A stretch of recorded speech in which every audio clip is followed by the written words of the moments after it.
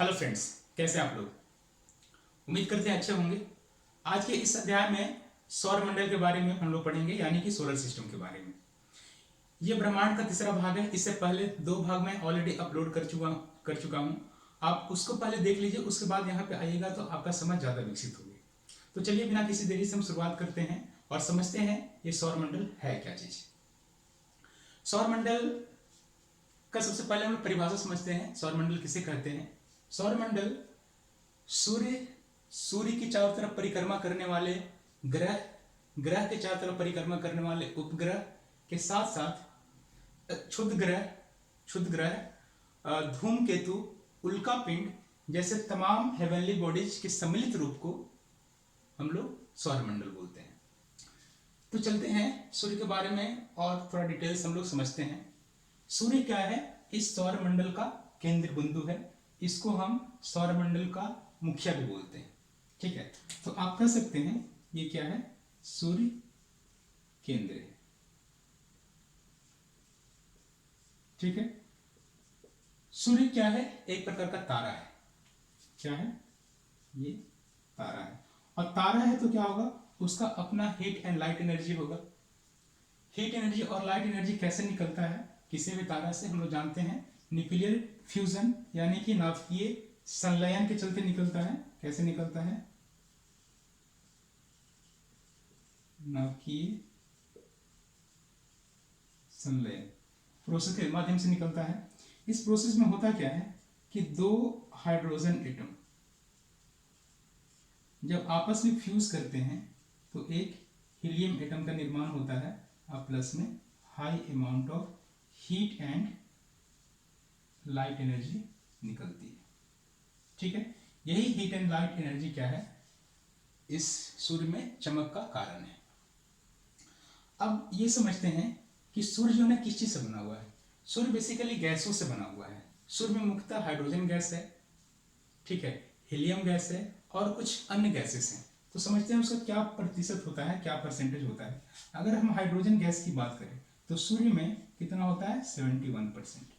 आप ऐसे इसको याद कर सकते हैं, हमारे पृथ्वी पे कितना प्रतिशत पानी है? 71%, है ना। उसी तरह से सूर्य में कितना प्रतिशत हाइड्रोजन गैस है? वो 71%। हीलियम की अगर हम बात करें तो हीलियम इसमें जो है 26.5% है। और अदर गैसेस की हम बात करें, तो कितना हो जाएगा? रिमेनिंग 2.5% जो होगा वो अदर गैसेस है। सूर्य के पास कांस्टेंट टेम्परेचर नहीं होता है। हर जगह पे इसका एक समान तापमान नहीं होता है। ये तापमान भी क्या होता है? जगह जगह पे चेंज करता है। तो आइए समझते हैं कि किस जगह पे कितना तापमान होता है। सूर्य के कोर की अगर हम बात करें तो सूर्य के कोर में लगभग में 15 मिलियन डिग्री सेल्सियस तापमान होता है। अगर हम इसके बाहरी भाग की हम बात करें, जिसको हम लोग कोरोना बोलते हैं, क्या बोलते हैं? कोरोना। हिंदी में इसे हम लोग बोलते हैं किरीट। क्या बोलते हैं? किरीट। इसका तापमान जो है वो 6000 डिग्री सेल्सियस होता है। अगर हम कुछ और भाग की बात करें, जैसे कि इसमें कुछ स्पोर्ट्स होते हैं, क्या होते हैं? धब्बे होते हैं, जिसको हम लोग सौर्य धब्बा बोलते हैं या फिर सौर्य कलंक बोलते हैं। क्या इसको बोलते हैं? सौर्य कलंक। सौर्य कलंक, है ना। तो इस सौर्य कलंक का जो तापमान होता है ये लगभग में 1500 डिग्री सेल्सियस होता है। तो चलिए कुछ और आगे समझते हैं इसके बारे में।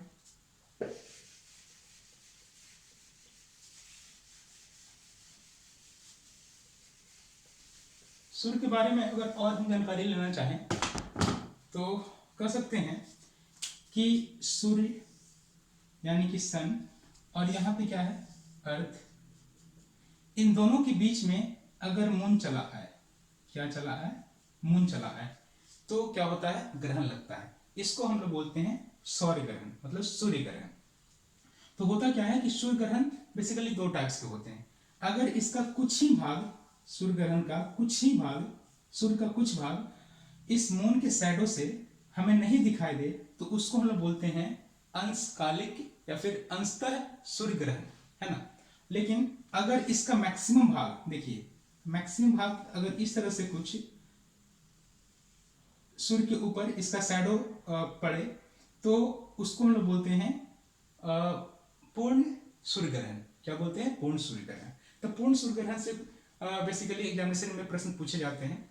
क्या प्रश्न पूछे जाते हैं कि पूर्ण सूर्य ग्रहण में जो कोरोना होता है, यानी कि जो बाहरी जो मंडल होता है सूर्य का, उससे क्या निकलता है? बहुत बहुत ही ज्यादा तीव्र प्रकाश निकलता है। इस प्रकाश से क्या निकलता है? एक्सरे निकलता है ना। इसलिए कहा जाता है, और एक्सरे क्या है? हमारे आंखों के लिए काफी ज्यादा नुकसानदायक है। इसलिए कहा जाता है कि जब पूर्ण सूर्य ग्रहण लगे तब हमें नेकेड आई से उसको नहीं देखना चाहिए। ठीक है। इसमें देखिए एक और घटना होता है जिसको हम बोलते हैं डायमंड रिंग। क्या बोलते हैं? डायमंड रिंग की घटना सिर्फ किस में होगा? पूर्ण सूर्य ग्रहण में होगा। अंश सूर्य ग्रहण में, आंशिक सूर्य ग्रहण में डायमंड रिंग का घटना नहीं होगा। ये भी एग्जामिनेशन में पूछा जाता है क्वेश्चन। होता क्या है कि डायमंड रिंग में आप मान लीजिए कि सूर्य का सिर्फ ये वाला बीच वाला जो गोल वाला पोर्शन है ये नहीं दिख रहा है, बाकी तो चारों तरफ वो तीव्र इंटेंसिटी से लाइट इससे निकल नहीं रहा है। तो ऐसा हमें पृथ्वी से महसूस होता है कि एक पूरा एक रिंग, मतलब कि छल्ला टाइप में वो नजर आएगा, प्रकाश का एक छल्ला नजर आएगा, जिसको हम लोग बोलते हैं, क्या बोलते हैं? डायमंड रिंग बोलते हैं। ठीक है। कुछ और हम लोग स्टडी करते हैं सूर्य के बारे में। देखिए हम जानते हैं कि हमारा जो पृथ्वी है सूर्य का चारों तरफ से चक्कर लगा रहा है। मान लेते हैं ये क्या है?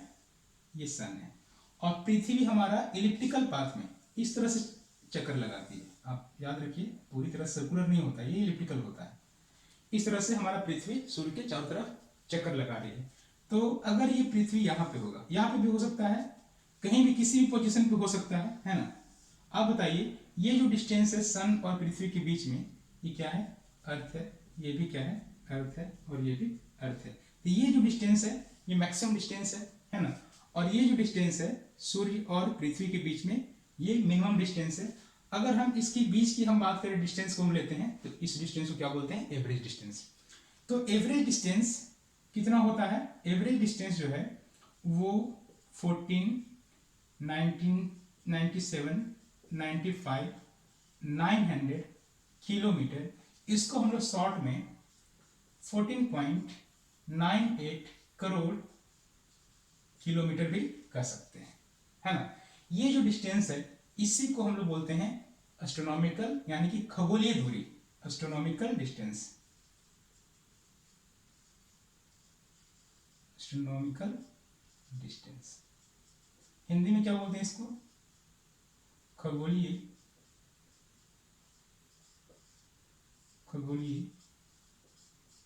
दूरी। आई बात समझ में? अब ये जो मैक्सिमम डिस्टेंस है सूर्य और पृथ्वी के बीच में, ये कितना डिस्टेंस है? ये है 15.21। ये कितना है? 14.98। ये कितना है? 15.28 करोड़ किलोमीटर। इसको याद रख लीजिएगा, है ना। मैक्सिमम डिस्टेंस इतना है। और अगर हम मिनिमम डिस्टेंस की बात करें, तो ये कितना होगा? 14.70 करोड़ किलोमीटर। कितना करोड़ किलोमीटर? आई बात समझ में? अब चलिए कुछ और इसके बारे में हम लोग समझते हैं। देखिए ये जो मैक्सिमम डिस्टेंस है ना, इस पोजीशन को, सॉरी, ये जो पोजीशन है, दूसरा हम पेन यूज कर रहे हैं, कहाँ गया?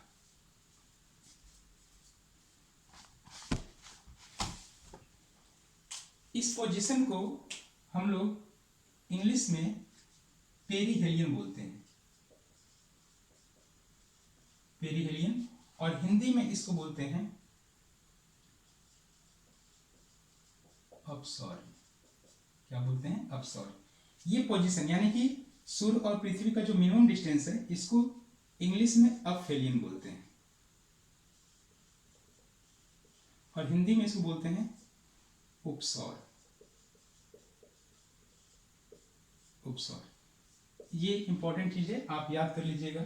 ये जो कंडीशन है ये कब अराइज होता है? ये 4 जुलाई को अराइज होता है ना। कितना? 4 जुलाई को। और ये 3 जनवरी को अराइज होता है। कैसे इसको याद रखिएगा? देखिए 3 और 4, है ना। पहले तो समझिए कि ये कैसे हम लोग याद रखेंगे इसको। ये ज्यादा वाला को क्या हम बोलेंगे? अप। अप मतलब क्या होता है? ऊपर। यूपी। अप। अप मतलब ऊपर। ऊपर मतलब अधिक। तो इसलिए इसका नाम पड़ा क्या, मतलब ऐसे याद कर सकते हैं, नाम उसके चलते नहीं पड़ा है। अपसौर इसको बोल सकते हैं, जो मैक्सिमम डिस्टेंस है उसको अपसौर, और जो मिनिमम डिस्टेंस है इसको बोलेंगे उपसौर। उप मतलब क्या होता है? छोटा। जैसे कि उप मुख्यमंत्री है ना, और उप जो होता है उप अध्यक्ष, इस तरह से वो क्या होता है? छोटा होता है। इसलिए आप इसको याद करने की हम बात कर रहे हैं, तो ऐसे याद कर सकते हैं। उप मतलब छोटा, और अप मतलब ऊपर मतलब बड़ा। और इसको कैसे याद करेंगे? इस डेट को 3 4, तो पहले आपको याद करना है। अब क्या यहाँ पे होगा? यहाँ पे देखिए JAN 3 लेटर है, और यहाँ पे 4 है, इसलिए जुलाई में कितना लेटर है? 4 लेटर है। आप इस तरह से याद करेंगे तो आप कभी नहीं भूलिएगा। सूर्य के बारे में कुछ और जानकारी ले लेते हैं। सौरमंडल में जो ऊर्जा का स्रोत है वो कौन है? मात्र एक सन है। अगर हम मास की बात करें, सौरमंडल में लगभग में 99.99% जो मास है वो किसका है? सन का है। इतना मास होने के चलते इसमें ग्रेविटेशनल जो फोर्स है बहुत ही ज्यादा है। इस हाई ग्रेविटेशनल फोर्स के मोमेंटम में आने से जितने भी प्लैनेट है सोलर सिस्टम में, वो क्या करते हैं? इस सूर्य का परिक्रमा करना शुरू कर देते हैं। तो ये तो हुआ बेसिक इंफॉर्मेशन सूरज के बारे में। और आगे चलते हैं, जितने भी हमारे प्लैनेट हैं उसके बारे में एक एक करके हम लोग स्टडी करते हैं। देखिए, शुरू में सन से हम लोग बाहर की तरफ चलते हैं, है ना, और देखते हैं कि क्या इसका क्रम है। सबसे पहले सूर्य का सबसे नजदीक कौन है? बुध है, हिंदी में इसको बुध। फिर शुक्र, पृथ्वी, उसके बाद मंगल, बृहस्पति, शनि, अरुण और वरुण। इस तरह से क्रम है, आप इसको याद कर लीजिए। इंग्लिश में इसको क्या बोलते हैं? मरकरी, वीनस, अर्थ, मार्स, जुपिटर, सैटर्न, यूरेनस और नेपच्यून। इस तरह से क्रम है ना। सूर्य के बाद इस तरह से प्लैनेट का क्रम है, ग्रहों का क्रम है। देखिए, होता क्या है कि इसके बीच में एक बेल्ट है, एक खगोलीय पिंड का एक बेल्ट है, जिसमें बहुत बड़े बड़े पत्थर का टुकड़ा नुमा बेल्ट जो है ना ये बना हुआ है, जिसको हम लोग क्या बोलते हैं? एस्टेरॉयड बोलते हैं, हिंदी में क्षुद्र ग्रह बोलते हैं। इसके बारे में और भी हम विस्तृत जानकारी लेंगे बाद में। समझते हैं इसको। आप अभी फिलहाल मान लीजिए कि क्या है? ये पार्टीशन लाइन है ना। ये जो पट्टी आपको दिख रहा है ये पार्टीशन लाइन है। इस एस्टेरॉयड के इस साइड को हम लोग क्या बोलते हैं? आंतरिक ग्रह। क्या बोलते हैं? आंतरिक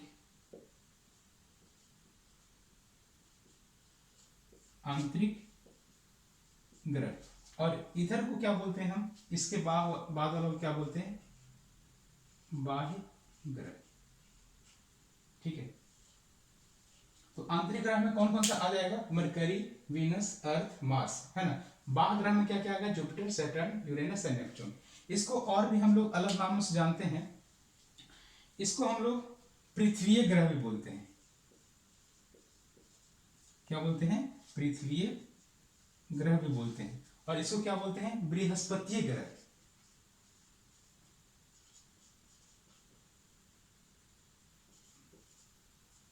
बृहस्पतीय ग्रह।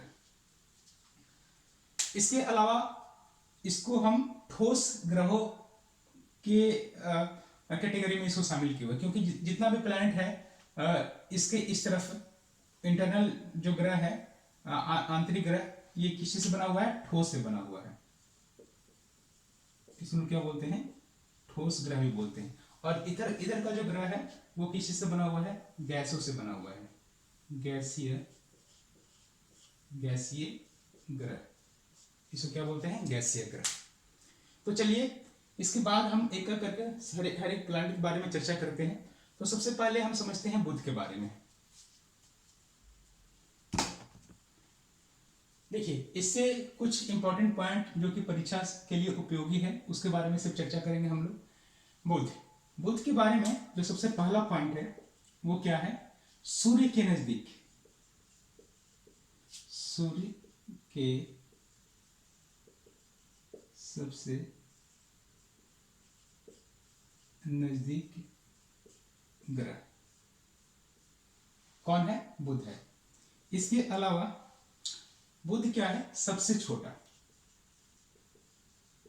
सबसे छोटा। बुध की अगर और हम बात करें तो बुध का एक अपना क्या उसको बोलते हैं,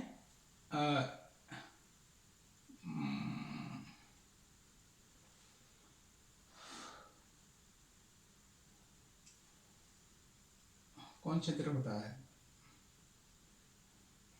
चुंबकीय क्षेत्र। इसका क्या है? अपना चुंबकीय क्षेत्र है, अपना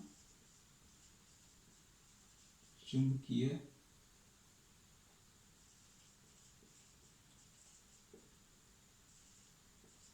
क्षेत्र है ना।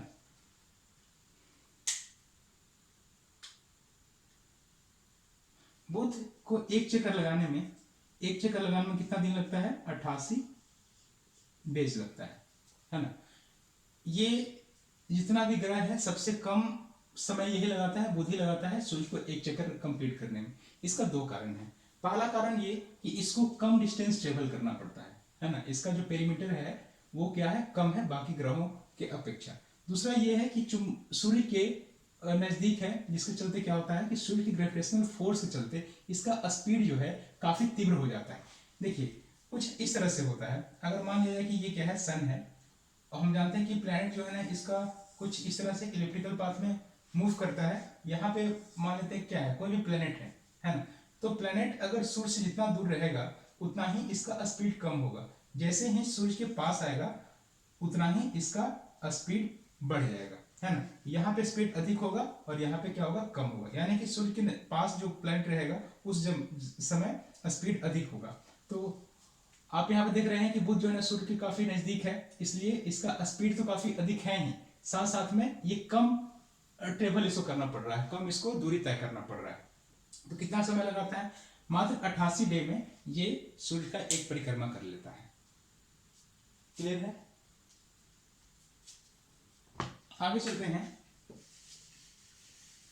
आगे चलते हैं और समझते हैं शुक्र के बारे में। शुक्र ग्रह को सबसे चमकीला और सबसे गर्म ग्रह भी बोलते हैं, है ना। सबसे चमकीला, सबसे चमकीला और सबसे गर्म ग्रह इसको बोलते हैं, है ना। शुक्र को पृथ्वी की बहन भी बोलते हैं। क्या इसको बोलते हैं? पृथ्वी की बहन। शुक्र ग्रह को भोर का और सांझ का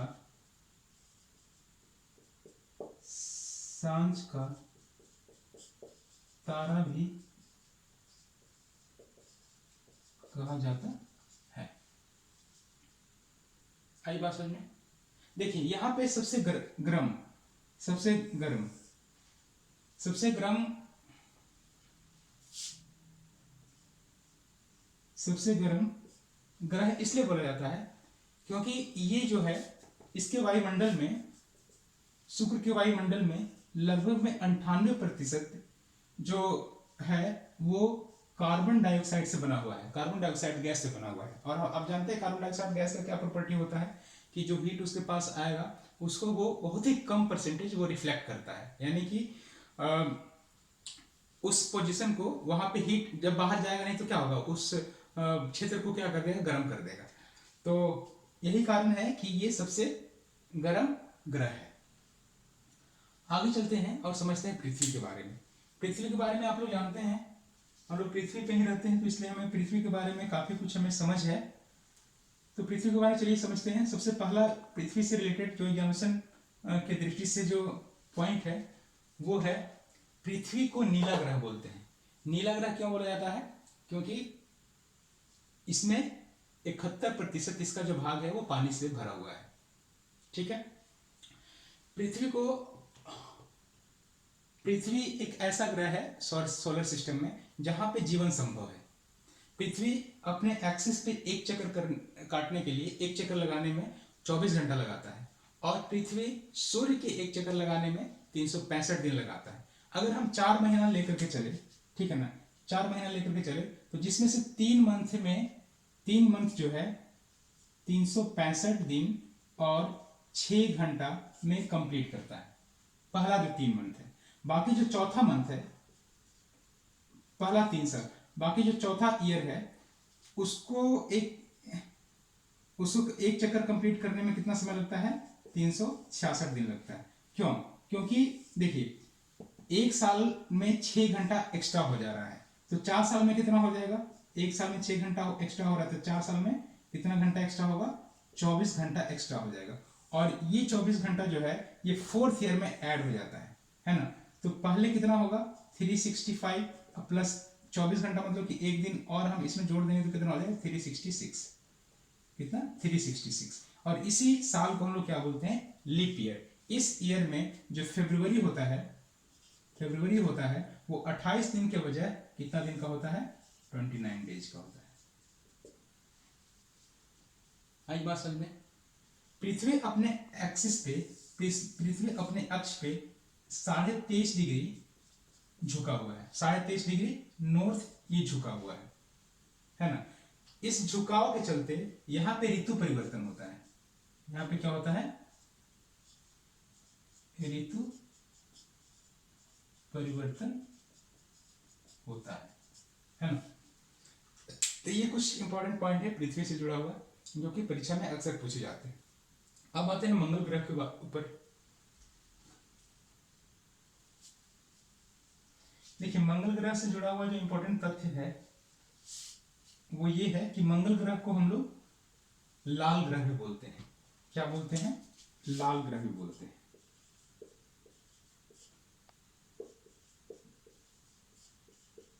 लाल ग्रह भी से बोला जाता है। दूसरा जो मोस्ट इंपॉर्टेंट पॉइंट है मंगल ग्रह को लेकर के, कि ये जो है ये एक ऐसा ग्रह है पृथ्वी के बाद जहां पे जीवन की संभावना सबसे अधिक है। जीवन की भावना सबसे अधिक है। किसके बाद? पृथ्वी के बाद। इसीलिए इस जीवन के तलाश के लिए, इस जीवन वहां पे कितना अंश तक संभव है, उस जीवन को तलाश के लिए हमारे भारत से एक मार्स ऑर्बिट मिशन, एक सैटेलाइट यहाँ से यान भेजा गया था, MOM। और ये जो है कब भेजा गया था? 2013 में भेजा गया था, और पहुंचा था कब? 2014 में। ठीक है। और अगर मंगल ग्रह की और हम बात करें तो ये भी क्या है कि अपने एक्सिस पे ये भी क्या है? झुका हुआ है। और कितना झुका हुआ है? 25 डिग्री नॉर्थ झुका हुआ है, जिसके कारण यहां पे भी ऋतु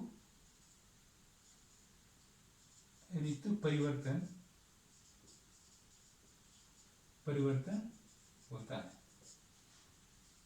तो ये रहे कुछ इंपॉर्टेंट पॉइंट मंगल ग्रह के बारे में। आगे चलते हैं और समझते हैं बृहस्पति ग्रह के बारे में। देखिए बृहस्पति ग्रह से जो सबसे पहला पॉइंट होगा, बृहस्पति ग्रह हमारे सोलर सिस्टम का, सौरमंडल का सबसे बड़ा ग्रह है। पहला पॉइंट ये। दूसरा पॉइंट ये, बृहस्पति ग्रह के चारों तरफ चक्कर लगाने वाले उपग्रहों में से गैनीमेड नाम का उपग्रह सबसे बड़ा है। बृहस्पति ग्रह का तो है ही, साथ साथ में इस पूरे सोलर सिस्टम का सबसे बड़ा उपग्रह क्या है? गैनीमेड। याद रखिएगा। बृहस्पति ग्रह अपने एक्सिस पे मात्र 10 घंटा में एक चक्कर लगा लेता है, लेकिन इसे सूर्य के चारों तरफ परिक्रमा करने में 12 साल लग जाते हैं। तो ये कुछ इंपॉर्टेंट पॉइंट है परीक्षा के उपयोग से। अब आगे चलते हैं, समझते हैं शनि ग्रह के बारे में। शनि ग्रह बृहस्पति के बाद सोलर सिस्टम का दूसरा सबसे बड़ा ग्रह है। शनि ग्रह का जो सबसे बड़ा सैटेलाइट है उसका क्या नाम है? टाइटन। क्या नाम है? टाइटन। सोलर सिस्टम में गैनीमेड के बाद जो कि बृहस्पति का उपग्रह है, उसके बाद जो सबसे दूसरा बड़ा उपग्रह है वो क्या है? टाइटन। और ये टाइटन शनि ग्रह का उपग्रह है। शनि ग्रह का घनत्व इतना कम है कि पानी के ऊपर भी ये तैरना शुरू कर सकता है। अगर इसका मतलब क्या है कि शनि ग्रह का घनत्व पानी के घनत्व से भी कम है। शनि ग्रह के चारों तरफ 7 वलय मौजूद है। ये वलय क्या होता है? ये प्रकाश का बना हुआ एक रिंग होता है, उसको हम लोग बोलते हैं वलय, है ना। शनि ग्रह के चारों तरफ कितने हैं वलय हैं? 7 वलय हैं। तो ये कुछ इंपॉर्टेंट पॉइंट है शनि ग्रह के बारे में। अब समझते हैं अरुण ग्रह के बारे में। अरुण ग्रह की अगर हम बात करें तो हमारे सोलर सिस्टम का जो तीसरा सबसे बड़ा ग्रह है वो कौन है? अरुण ग्रह है, ठीक है ना। इंग्लिश में से क्या बोलते हैं? यूरेनस बोलते हैं। अरुण ग्रह के पास भी वलय हैं। वलयों की संख्या इसका कितना है? 9 है। अरुण ग्रह का जो टेम्परेचर है वो, अरुण ग्रह का टेम्परेचर कितना है? -215 डिग्री सेल्सियस। अरुण ग्रह का खोज सबसे पहले कौन किए थे? विलियम हॉर्सेल ने किए थे। विलियम हॉर्सेल ने किए थे। अरुण ग्रह अपने एक्सिस पे सूर्य की तरफ इतना लेटा है, इतना झुका हुआ है कि इसे हम लेटा ग्रह भी बोलते हैं। अरुण ग्रह का जो सबसे बड़ा उपग्रह है उसका नाम क्या है? अरुण ग्रह का जो सबसे बड़ा उपग्रह है उसका नाम है ट्राइटेनिया। क्या नाम है? ट्राइटेनिया। तो ये कुछ इंपॉर्टेंट पॉइंट है अरुण ग्रह से लेकर के। अब आते हैं वरुण ग्रह के ऊपर। सबसे पहला पॉइंट होगा वरुण ग्रह का। वरुण ग्रह हमारे सोलर सिस्टम का सबसे अंतिम और सबसे दूर पे स्थित ग्रह है। वरुण ग्रह के चारों तरफ मीथेन का आवरण है, शीतल मीथेन का आवरण है। वरुण ग्रह के चारों तरफ परिक्रमा करने वाले उपग्रहों में से सबसे बड़ा उपग्रह का नाम क्या है? वरुण ग्रह के सबसे बड़े उपग्रह का नाम क्या है? ट्राइटन। कंफ्यूज मत कीजिएगा, क्या नाम है? ट्राइटन। इसका नाम है टाइटन, इसके बड़े उपग्रह का। इसका नाम है ट्राइटेनिया। ट्राइटेनिया। इसका सबसे बड़ा उपग्रह का नाम क्या है? ट्राइटन। याद रखिए ये सब। आइए अब सौरमंडल में कुछ और चीजों के बारे में अध्ययन करते हैं और आते हैं क्षुद्र ग्रह यानी कि एस्टेरॉयड बेल्ट। ये छोटा से लेकर के बड़ा आकार के पत्थरों का एक पट्टी है जो मंगल और बृहस्पति के बीच में मौजूद है। ग्रह के समान ये क्षुद्र ग्रह यानी कि एस्टेरॉयड भी सूर्य का परिक्रमा कर रहा है। सूर्य का परिक्रमा कर रहा है। होता यह है कि सूर्य की परिक्रमा करने के दरमियान ये क्या है? अर्थ है और ये एस्टेरॉयड बेल्ट है। सूर्य का ये दोनों परिक्रमा कर रहा है। इस परिक्रमा करने के दरमियान कभी कभी ऐसा होता है कि कुछ जो टुकड़ा है इसका पत्थर का वो पृथ्वी की तरफ आना शुरू करता है। पृथ्वी के ग्रेविटेशन में, पृथ्वी के वायुमंडल में जैसे ही ये आता है इसमें फ्रिक्शन के चलते आग लग जाती है। इसी को हम लोग क्या बोलते हैं? ये आग लगा हुआ पिंड को हम लोग क्या बोलते हैं? उल्का। क्या बोलते हैं? उल्का। तो अगर ये छोटा उल्का है तो पृथ्वी के वायुमंडल में जल करके विलीन हो जाता है। लेकिन अगर ये टुकड़ा काफी बड़ा है तो कुछ पार्ट तो जल जाता है लेकिन रिमेनिंग पार्ट पृथ्वी से आकर के टकरा जाता है। इसी घटना को हम लोग क्या बोलते हैं? उल्का पिंड की घटना। उल्का पिंड की घटना बोलते हैं। हमारे पृथ्वी पे अतीत में ऐसा घटना कई बार हो चुका है। तो एस्टेरॉयड के बारे में अगर कुछ और हम लोग जाने तो इसी को हम लोग क्या बोलते हैं? टूटता हुआ तारा ही बोलते हैं। जब यहाँ से एस्टेरॉयड बेल्ट से पत्थर का टुकड़ा पृथ्वी की तरफ आता है तो इसको हम लोग क्या बोलते हैं? टूटता हुआ तारा। एक्चुअली में तारा तो है नहीं, स्टार तो है नहीं, ये क्या है? एस्टेरॉयड है, लेकिन इसको हम लोग क्या बोलते हैं? टूटता हुआ तारा। तो इसके बारे में इतना इंफॉर्मेशन काफी है। अब आते हैं शूटिंग स्टार के ऊपर। शूटिंग स्टार होता क्या है? शूटिंग स्टार, इसको हम लोग बोलते हैं धूमकेतु। क्या इसको बोलते हैं? धूमकेतु। ये होता क्या है कि हमारे सौर मंडल में कुछ गैसों का गोला सूर्य के ग्रेविटेशन की तरफ आना शुरू करता है। उस क्रम में उसका जो गैस का जो पार्ट है पीछे की तरफ इस तरह से एक गैस नुमा पूंछ की तरह बन जाता है। इसी को लोग बोलते हैं शूटिंग स्टार। क्या बोलते हैं? पुच्छल तारा। क्या इसको बोलते हैं? पुच्छल तारा। अब आते हैं और समझते हैं कुछ मून के बारे में, विस्तृत जानकारी मून के बारे में समझते हैं। देखिए, मून या फिर चांद, सबसे पहला पॉइंट मून से जो जुड़ा हुआ है वो ये है कि मून जो है पृथ्वी का एकमात्र उपग्रह है। आप लोग लिखते जाइए जिस तरह से मैं लिखवा रहा हूं। दूसरा पॉइंट ये है कि इसे हम जीवाश्म के रूप में भी जानते हैं। मून का ये क्या है, यहाँ पे मून है, इस तरह से परिक्रमा कर रहा है पृथ्वी का। मून का अपना कोई प्रकाश नहीं होता, ये सूर्य के प्रकाश के रिफ्लेक्शन से चमकता है, और ये रिफ्लेक्टेड पार्ट जो है प्रकाश का जब पृथ्वी पहुंचती है तब हमें मून एक चमकता हुआ प्रतीत होता है ना। मून का जो लाइट है, अब कह सकते हैं मून का रिफ्लेक्टेड लाइट, सन का लाइट इस पे पड़ा और इसका रिफ्लेक्टेड लाइट किस पे पड़ा? पृथ्वी पड़ा। तो ये जो प्रकाश है इसको आने में, यानी कि मून का जो लाइट है पृथ्वी तक आने में मात्र 1.3 सेकेंड लगता है। कितना? 1.3 सेकेंड। इतना इसलिए लगता है क्योंकि पृथ्वी और चांद के बीच का जो दूरी है मात्र 3,84,000 किलोमीटर है। 3,84,000 किलोमीटर है। मून का जो अध्ययन है उसको हम लोग क्या बोलते हैं? सेलेनोलॉजी बोलते हैं। सेलेनोलॉजी, मून के अध्ययन को हम लोग क्या बोलते हैं? सेलेनोलॉजी। पृथ्वी से मून का मात्र 57%, किसी किसी बुक में 59% लिखा हुआ रहता है जो हमें नजर आता है। चांद का मात्र 57 या फिर 59% भाग हमें पृथ्वी से नजर आता है। अगला पॉइंट है मून में बहुत विशाल एरिया ऐसा है जहां पे क्या है? धूल है। क्या है? धूल का सागर है। मून में क्या है? धूल का सागर है। उसे हम लोग शांति सागर बोलते हैं। उसे क्या बोलते हैं?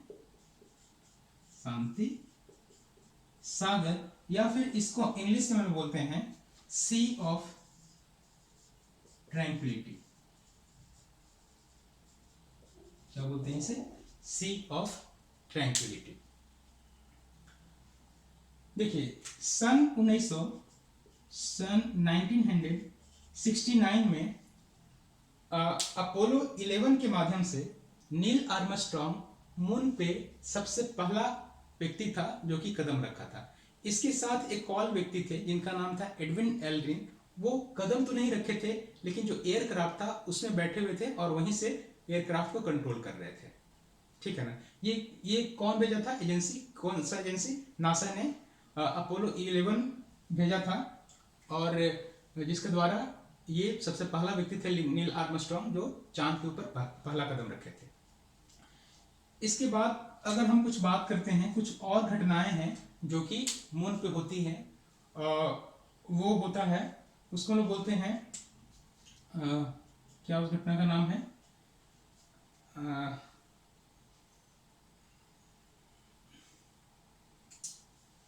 एक मिनट, उसे हम बोलते हैं ब्लू मून, ये सॉरी सुपर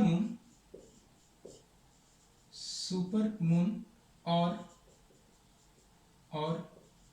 ब्लू मून। ये क्या होता है इसको हम लोग समझते हैं। सुपर मून या फिर ब्लू मून। देखिए, सुपर मून को सबसे पहले समझते हैं, उसके बाद हम ब्लू मून को समझेंगे। सुपर मून का मतलब हुआ कि जब पृथ्वी का चारों तरफ परिक्रमा जब मून लगाती है तो एक पोजीशन ऐसा आता है जहां पे मून का डिस्टेंस पृथ्वी की डिस्टेंस से काफी कम जाती है।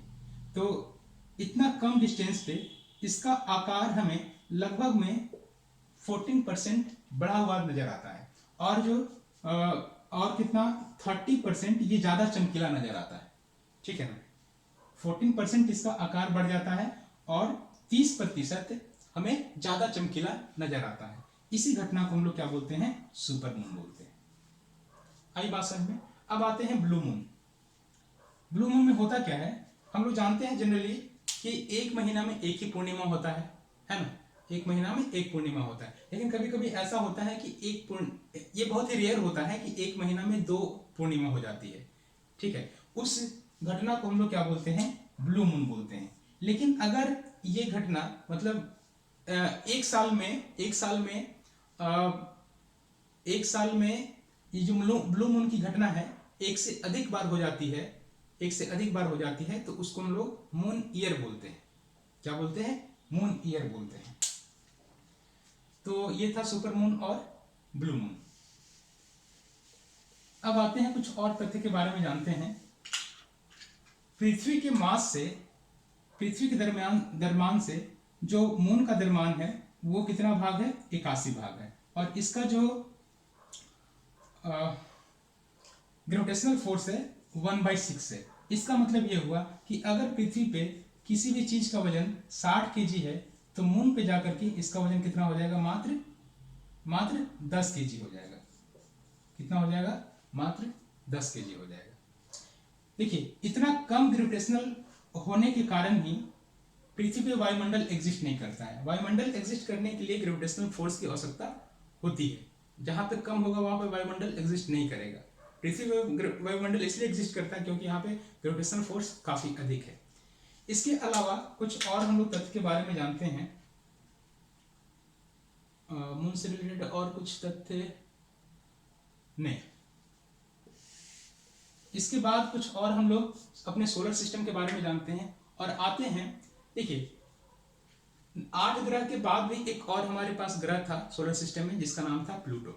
प्लूटो को सन 2006 में केपलर के रूल को नहीं फॉलो करने के कारण उसे अंतर्राष्ट्रीय खगोलीय संघ ने जो प्लैनेट है उसके क्रम से उसे बाहर कर दिया। प्लूटो के बारे में इतना जानकारी सफिशिएंट है, इससे अधिक नहीं पूछेगा। किस साल हुआ था ये, 2006 के बाद से इसको अलग कर दिया गया। कुछ और हम लोग तारा के बारे में समझते हैं, कुछ इंपॉर्टेंट तारा। एक तारा है जिसे आप लोग जानते हैं साइरस स्टार, है ना। साइरस स्टार बहुत ही चमकीला तारा है, इसके बारे में ये इंपॉर्टेंट पॉइंट है। उसके बाद एक और तारा है जिससे हम लोग बोलते हैं प्रॉक्सिमा सेंचुरी। प्रॉक्सिमा सेंचुरी पृथ्वी के बाद सन के बाद पृथ्वी से दूसरा नजदीकी तारा है प्रॉक्सिमा सेंचुरी। सन तो है ही तारा, पृथ्वी से सबसे पहला नजदीकी तारा कौन है, प्रॉक्सिमा सेंचुरी। और इसके बाद जो दूसरा नजदीकी तारा है वो कौन है, पृथ्वी के सबसे नजदीकी तारा कौन, सन। और पृथ्वी के सन के बाद पृथ्वी से दूसरा जो नजदीकी तारा है वो है प्रॉक्सिमा सेंचुरी। तो दोस्तों उम्मीद करते हैं आज का ये लेक्चर आपको समझ में आया होगा। किसी प्रकार कोई सुझाव है आप हमें जरूर दें और इस तरह से आप बनते रहें, हमारे साथ बने रहें। मेरा एक कहना है आपसे कि आप जब भी हमारे लेक्चर को पढ़ते हैं तो आप नोट्स जरूर बनाए कीजिए, क्योंकि मैं सारा चीज़ यहाँ पे लिख करके समझाऊंगा तो काफ़ी समय लग जाएगा। इसलिए मैं इंपॉर्टेंट पॉइंट को बोल देता हूँ और वो जो मैं बोलता हूँ जिस क्रम में, उस क्रम में आप उसे लिख भी लिया कीजिए, ठीक है। तो काफ़ी सहूलियत रहेगी आगे उसको स्टडी करने में। तो ठीक है, धन्यवाद।